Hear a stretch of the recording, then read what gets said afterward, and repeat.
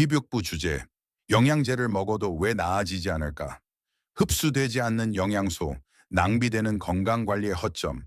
안녕하세요 여러분. 오늘도 건강을 지키기 위해 애쓰시는 여러분께 진심으로 박수를 보냅니다.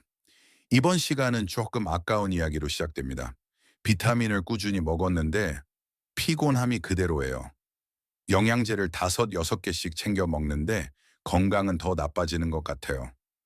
이게 정말 내 몸에 들어가고 있는 걸까요? 사실입니다. 많은 영양소들이 몸속에 들어가지도 못한 채 그냥 버려집니다.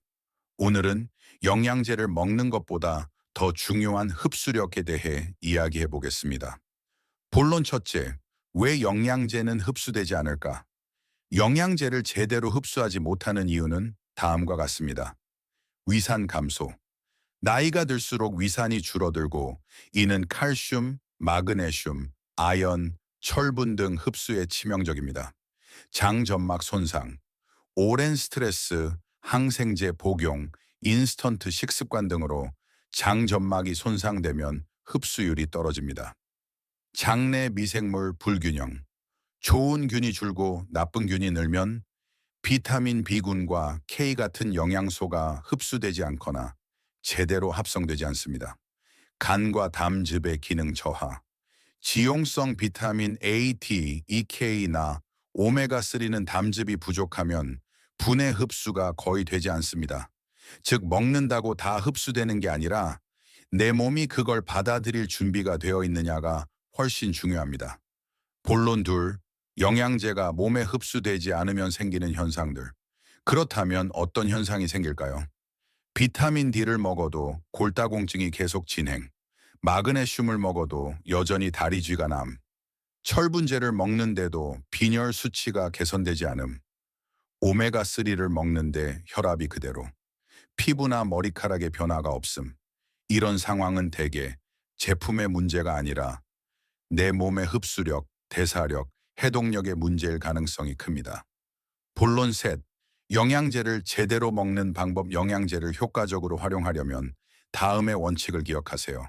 공복대 식후, 지용성 비타민 A, D, E, K, 오메가3는 식사 직후, 수용성 비타민 B, S는 공복 또는 아침 식전이 효과적입니다. 흡수를 도와주는 음식과 함께 섭취하기, 오메가3, 견과류나 아보카도와 함께 철분제, 비타민 C와 함께 먹으면 흡수율 증가합니다. 칼슘제, 마그네슘과 비타민 D3을 병용 시 효과가 상승됩니다. 가급적 활성형 영양제 선택하시기 바랍니다. 메틸포레이트, 퀸자임 Q10, 활성형 비타민 B군 등 몸에 흡수되기 쉬운 형태 선택하시기 바랍니다. 소화력을 높이는 습관 병행하기, 아침에 따뜻한 물 마시기, 생강차, 매실차, 된장국 등 위장에 좋은 식단 추가하기입니다. 식사 중 과한 물 섭취 피하시기 바랍니다. 위산 희석되기 때문입니다. 비워낸 몸에 영양이 들어갑니다. 여러분, 영양제는 채우는 일입니다. 하지만 채우기 전에 꼭 해야 할 일이 있습니다. 그건 바로 비워내는 것입니다.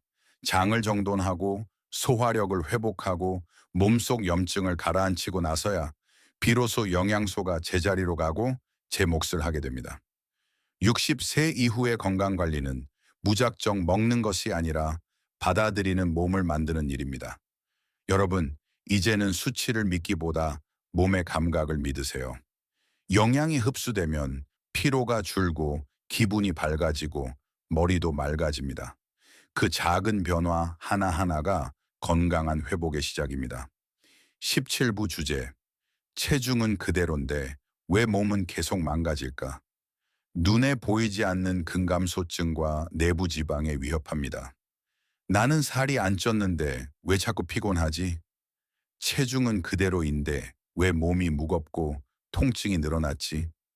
예전보다 힘이 없고 쉽게 주저앉게 돼요. 이게 바로 체중은 그대로지만 건강은 빠르게 무너지는 상태입니다. 이건 단순한 노화가 아닙니다. 이제는 보이지 않는 몸속 구조의 변화를 들여다봐야 합니다. 본론 하나, 체중은 그대로, 하지만 속은 완전히 다릅니다. 60세 이후의 가장 큰 착각 중 하나는 체중이 그대로니까 괜찮다는 생각입니다. 하지만 진실은 다릅니다. 근육은 빠르게 줄어들고 있고 내장 지방은 점점 늘어나고 있으며 체지방률은 오히려 증가하고 있는 경우가 많습니다. 이것을 근감소 비만 혹은 마른 비만이라고 합니다. 즉, 겉보기엔 마르거나 체중 변화가 없어도 속은 지방이 많고 근육이 적은 상태가 되어가는 것입니다. 본론 둘, 왜 근육은 줄고 지방은 늘어날까? 근육은 우리가 가만히 있는 것만으로도 지방을 태우고 혈당을 조절하고 뇌를 자극하는 역할을 합니다. 그런데 나이가 들면 근육을 만드는 호르몬, 성장 호르몬, 테스토스테론 등 이 감소하고 신경계 반응이 느려지고 활동량이 줄며 단백질 섭취도 감소하고 흡수력도 저하됩니다. 결국 근육은 빠르게 줄어들고 그 자리에 지방이 채워지게 됩니다. 이렇게 되면 피로가 쉽게 쌓이고 기초 대사량이 줄고 혈당과 콜레스테롤이 올라가며 통증, 무기력, 우울감까지 뒤따르게 됩니다. 본론 3.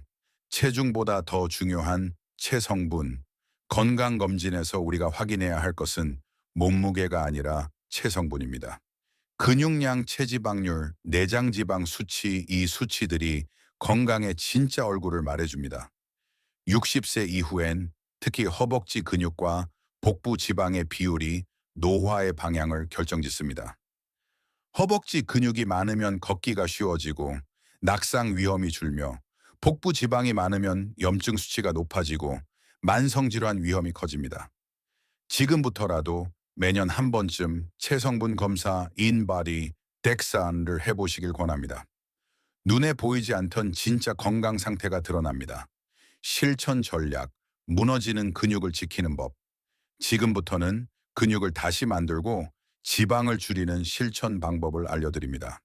단백질 충분히 섭취하기, 매 끼니 단백질 25에서 30g 목표, 생선, 달걀, 닭 가슴살, 두부, 콩류 등 다양하게 흡수력 떨어질 경우 가수 분해 단백질 보충도 고려하셔야 합니다.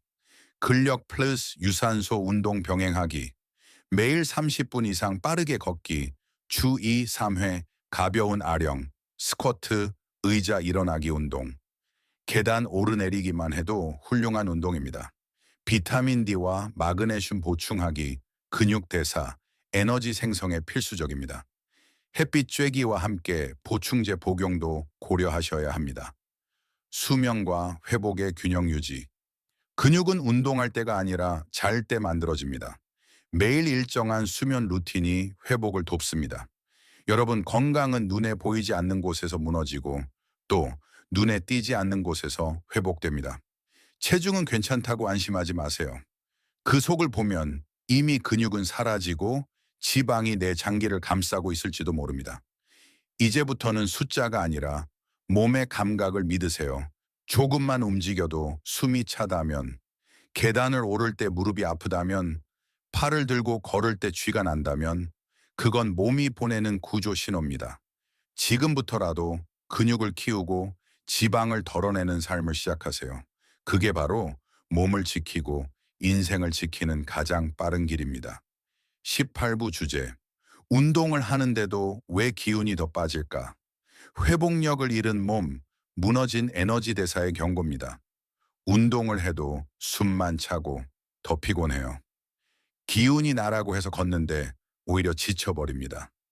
예전엔 조금만 해도 몸이 개운했는데 지금은 더 무거워요. 운동은 분명 좋은 겁니다. 그런데 운동 후에 더 힘들고 회복이 안 된다면 이건 단순한 나이 때문이 아니라 에너지 회복 시스템이 고장난 상태일 수 있습니다. 본론 1. 왜 운동을 해도 체력이 오르지 않을까? 60세 이후 운동을 해도 기운이 나지 않는 이유는 아래와 같습니다. 미토콘드리아 기능 저하, 세포 속 에너지 공장인 미토콘드리아가 약해지면 운동으로 생긴 자극을 회복시키지 못하여 피로 누적, 회복 지연, 면역력 저하 발생합니다.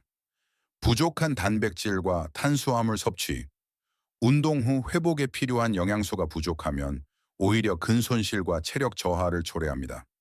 만성 스트레스와 수면 부족. 수면 중 분비되는 성장 호르몬이 부족하면 운동 효과가 사라지고 다음날 더 피곤해집니다. 호르몬 균형 붕괴. 테스토스테론, 코르티솔, 갑상 선호르몬 등의 균형이 깨지면 운동 후 염증만 증가하고 회복은 더뎌집니다. 다음과 같은 운동 습관은 오히려 몸을 망가뜨립니다. 공복 운동만 반복하는 경우에는 에너지원이 부족해 근육 소실과 피로 누적 발생하게 됩니다. 과도한 유산소 운동만 하는 경우에는 관절 손상, 스트레스 호르몬 증가, 근육 감소 유발하게 됩니다. 운동 후 충분한 휴식 없이 반복하는 경우에는 근육 회복 실패, 심장 부담 증가됩니다. 몸 상태를 무시하고 억지로 밀어붙이는 경우에는 이겨내야 한다는 의지가 회복보다 앞서면 오히려 자율신경계가 무너집니다. 본론 3. 회복력을 높이는 진짜 운동법. 이제 중요한 건 운동의 강도보다 회복의 질입니다. 1. 운동보다 회복이 먼저라는 생각 전환하기. 운동 후 30분 안에 단백질과 수분 섭취하시기 바랍니다. 근육 회복에 좋은 마그네슘, 비타민 D 함께 보충. 두 번째, 낮은 강도의 꾸준한 활동하기. 하루 20, 30분 걷기와 주 2회 가벼운 근력 운동하기. 숨이 조금 찰 정도가 가장 이상적입니다. 세 번째, 스트레칭과 림프 순환 운동 병행하기. 스트레칭은 단순히 근육 이완이 아니라 혈액과 림프의 회복을 촉진하여 무릎, 어깨, 허리 통증 예방에도 효과가 있습니다. 4. 충분한 수면이 최고의 보약입니다. 자정 이전에 잠드는 습관, 낮잠은 20분 이내로 제한하고 수면 7시간 이상 확보는 필수입니다. 5. 명상 호흡법으로 회복을 자극. 깊은 복식 호흡 10분은 심박수 안정시키고 부교감 신경 자극합니다. 잠들기 전 몸과 마음을 가라앉히는 시간을 마련하시기 바랍니다. 마무리 이야기, 회복의 속도가 곧 건강의 속도다. 여러분, 운동을 열심히 하는 것도 중요하지만 그만큼 회복도 열심히 해야 건강이 유지됩니다.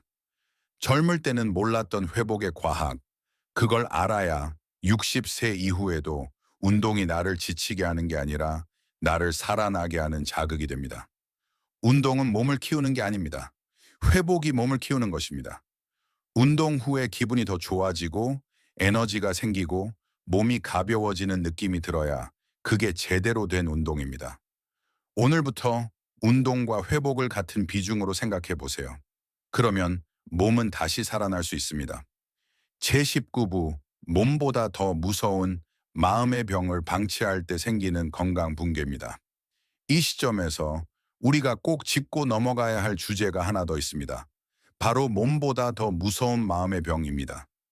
우리는 흔히 건강을 이야기할 때 혈압, 당뇨, 관절, 심장처럼 육체적인 부분만을 떠올립니다.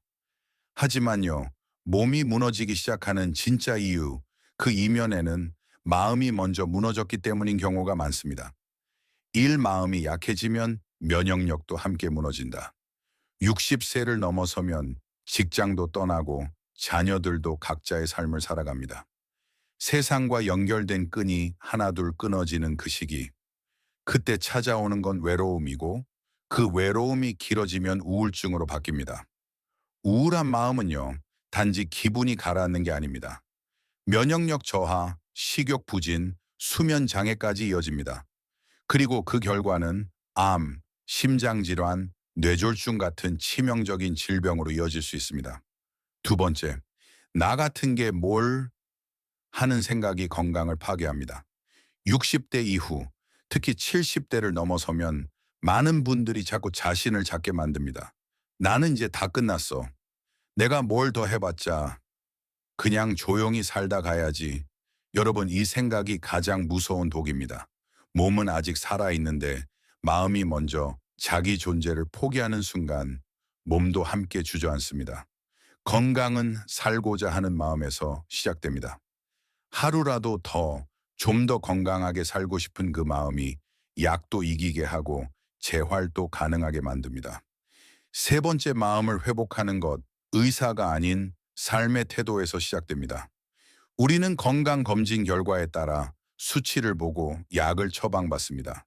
하지만 여러분, 마음의 병은 수치로는 나오지 않지만 몸 전체를 흔들 수 있는 병입니다. 이 병은 병원에서만 고칠 수 없습니다. 하루의 루틴을 바꾸고 사람을 만나고 햇볕을 쬐고 작은 행복을 느끼는 훈련이 필요합니다. 심장이 약한 것도 문제지만 심장이 살아있어도 그 안에 살고자 하는 열정이 없다면 건강은 유지되지 않습니다. 네 번째, 치매보다 무서운 무기력. 요즘 많은 분들이 치매를 가장 무서워하시죠. 그런데요, 정작 더 무서운 건 아무것도 하고 싶지 않은 무기력입니다. 무기력은요, 하루를 의미 없이 만들고 몸을 침대에만 붙잡아 두고 근육을 사라지게 만들고 결국엔 활력 없는 노년의 나락으로 이끕니다. 반대로 아무리 기억이 조금씩 흐릿해져도 하고 싶은 일이 있고 기다리는 사람이 있고 기대되는 하루가 있다면 그분의 건강은 훨씬 오래 갑니다. 다섯 번째, 마음 건강을 위해 지금 시작할 수 있는 작은 변화. 그렇다면 지금 마음 건강을 지키기 위해 무엇을 시작해야 할까요? 아침에 눈을 떴을 때 감사하다는 말을 속으로 한번 해보세요. 매일 햇볕을 15분만 쬐어보세요. 누군가에게 먼저 안부 전화를 걸어보세요. 하루에 한 번은 소리 내어 웃어보는 연습을 해보세요. 작은 화분 하나를 키워보세요. 지나가는 사람에게 먼저 인사를 해보세요. 이 작은 행동들이 여러분의 마음을 살아있게 만들고 결국 몸까지 건강하게 이끌어줄 것입니다. 여러분, 몸이 병들기 전에 마음이 먼저 아픔을 외치고 있습니다. 그 신호를 듣지 않으면 건강은 조용히 무너집니다. 이제는 마음의 소리에 귀 기울이세요. 여러분은 아직 충분히 건강할 수 있고 충분히 다시 시작할 수 있습니다. 제20부, 관계가 끊기면 건강도 무너진다. 노년의 인간관계가 중요한 이유, 바로 관계의 단절입니다. 사람과의 관계가 끊어질 때 우리의 건강도 함께 무너진다는 사실, 혹시 알고 계셨나요? 일 관계가 사라지면 건강도 무너진다. 60세 이후 은퇴하고 일상에서 자연스럽게 맺었던 관계들이 하나둘 줄어듭니다. 함께 일하던 동료가 떠나고 가끔 연락하던 친구들도 뜸해지고 가족들조차 바쁜 일상에 멀어지면 혼자가 되는 시간이 길어지죠. 그때부터 몸도 서서히 무너지는 방향으로 기울기 시작합니다. 왜일까요? 그건 사람과의 관계 속에서 우리는 존재감을 확인하고 감정을 나누며 몸을 움직이게 되기 때문입니다. 두 번째, 혼자 밥을 먹기 시작하면 면역이 떨어집니다. 혼자 밥을 먹는 노인이 늘고 있습니다. 식사를 의무처럼 때우게 되면 영양의 균형은 무너지고 식욕은 줄고 몸의 생명력도 떨어집니다. 함께 밥을 먹을 사람, 웃으면서 이야기할 사람이 있다는 건 단순한 사교가 아닙니다. 면역력을 높이고 심장을 튼튼하게 해주고 치매를 예방하는 비결이기도 합니다. 세 번째, 대화는 건강이다. 누군가와 나누는 대화, 특별한 주제가 아니어도 괜찮습니다. 오늘 날씨가 참 좋네요. 밥은 드셨어요? 요즘 무릎은 좀 괜찮으세요? 이 짧은 말들이 마음을 트고 신경계를 안정시키며 몸의 회복을 도와줍니다. 대화는 곧 건강한 뇌를 지키는 운동입니다. 말을 주고받는 그 순간 뇌세포가 반응하고 감정이 정리되며 살고 싶은 마음이 피어납니다. 네 번째, 끊어진 관계는 건강을 갉아먹는다. 오래된 친구와의 서운함, 가족과의 오해, 형제 자매와의 거리감, 이 모든 감정이 가슴속 응어리가 되어 우리 몸을 병들게 합니다. 심지어 용서를 못한 감정이 심장 질환이나 위장 장애로 이어졌다는 연구 결과도 있습니다. 여러분, 용서하지 못한 마음은 그 사람보다 나를 더 많이 아프게 합니다. 이제는 풀어야 할 때입니다. 건강을 위해서라도. 다섯, 건강은 혼자 지키는 게 아닙니다. 우리는 늘 이렇게 생각하죠. 내 건강은 내가 지켜야지. 맞는 말입니다. 하지만 정말 건강하게 살기 위해선 타인과의 관계 안에서 회복이 일어나야 합니다. 작은 모임에 나가보세요.